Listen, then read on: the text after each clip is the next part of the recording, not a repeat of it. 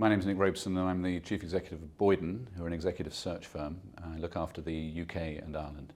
You cannot hire without looking internationally. Equally, that international talent, a lot of it exists here in the UK and also in Ireland.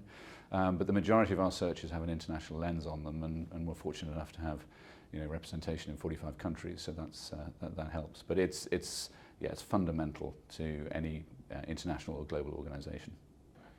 Yeah, I mean, the trick about getting good people is really understanding what you need, both from a sort of competence perspective, but also, the softer skills, empathy, resilience, the ability, clearly if you look at the climate over the last 3 or 4 years, it is constant, relentless change. And so finding leaders that can adapt to that, but also inspire and lead teams to perform under those circumstances.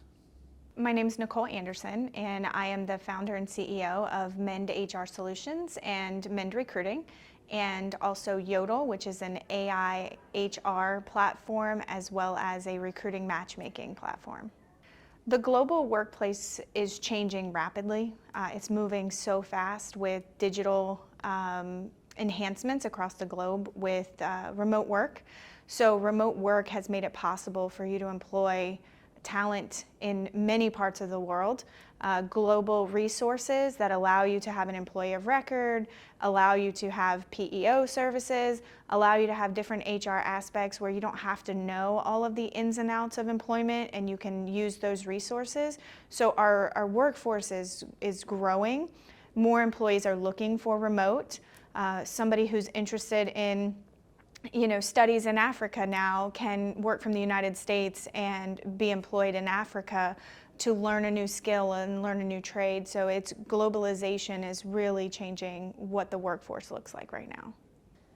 So employers can win the war on talent by being socially conscious, having a mission, having a purpose, having a value.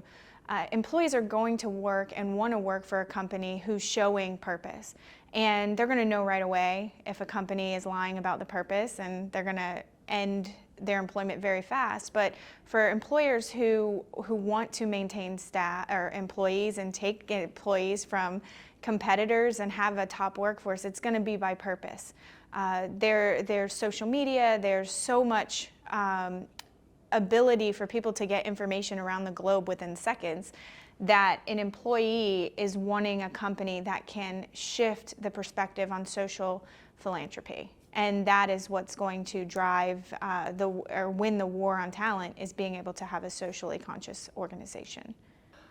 My name's Chris Watson. I'm Global Head of Tech, Media and Communications Law at CMS, which is one of the world's largest law firms. We've got 3,500 lawyers in 77 offices, 45 countries worldwide.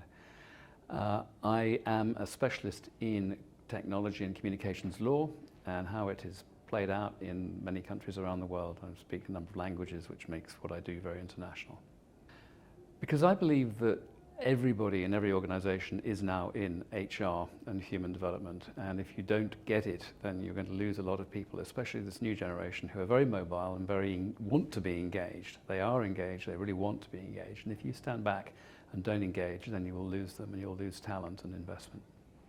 People come to a global law firm because they want people who understand what they're trying to do, but are based all around the world. And so that means you've got to have people who are widely spread geographically, but have an international outlook, which is quite a small talent pool. And it's really important for us to catch those people and make them feel valued and make them see how they contribute to what we're doing. And you can't do that by doing it all in one place or with one group of people. You've got to spread it as wide as possible to make sure you get the biggest possible number and highest quality of those quite elusive individuals. My name is Mina Wasfi. I am based in Dubai. The way AI is shaping recruitment is basically, you look at it as an accelerator. So what's basically happening now is whatever took a recruiter, for example, they have a role to fill, and whatever took them 3 weeks to fill, and now take them 3 minutes. With something like what Curious is doing, for example, you just put in the job description, or even you fill like some sort of an application, and then you're immediately being recommended the top 5 profiles we have in the database, the top 10 profiles we have in the database. It's just like that. So the age of going into LinkedIn and doing like, the manual kind of headhunting or the manual kind of sourcing, this age is gone.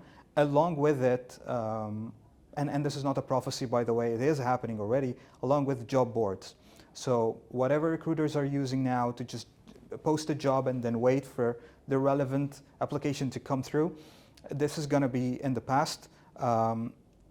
And going along with it is also the challenge that recruiters have receiving massive amount of applications, but how much of it is relevant. So the irrelevance of application is a challenge that AI is solving, because now it is very seamless to filter. You know, there is a concept in project management. When you're setting a process, you say let the garden weed itself, and this is what's basically happening. So all the applications are going to be filtered on their own. The recruiter's life is now much, much easier, and this is what AI is doing to the recruitment space. It's crucial for a company that wants to expand globally to look into hiring globally as well. Because if you are expanding, that means you started a market, you understand it very well, you've been successful operating in that market, and now you're looking into other opportunities. Whether we're looking at, like, the definition of market here could be geographically, could be a different segment, you know, like demographically. But the whole point now is that you need somebody from that space you are willing to expand into to tell you what that space is like. Becomes a localization aspect or the side of it. So what it looks like a global expansion topic is, in its essence, how are you localizing? So what you need to do is, for example, I have a business in Dubai and I'm looking to expanding into London, for example, when I come to the UK. What global recruitment will look like is that I want to hire people who have experience in the UK market. Global here is not about me hiring somebody from Russia, because yes, it is global recruitment, but what's the point? What's the relevance? So I believe that expanding globally comes along recruiting globally and deciding to expand globally whilst having your local team or the core team takes away the advantage of properly understanding the market, relating to the market, properly identifying all the opportunities of the market.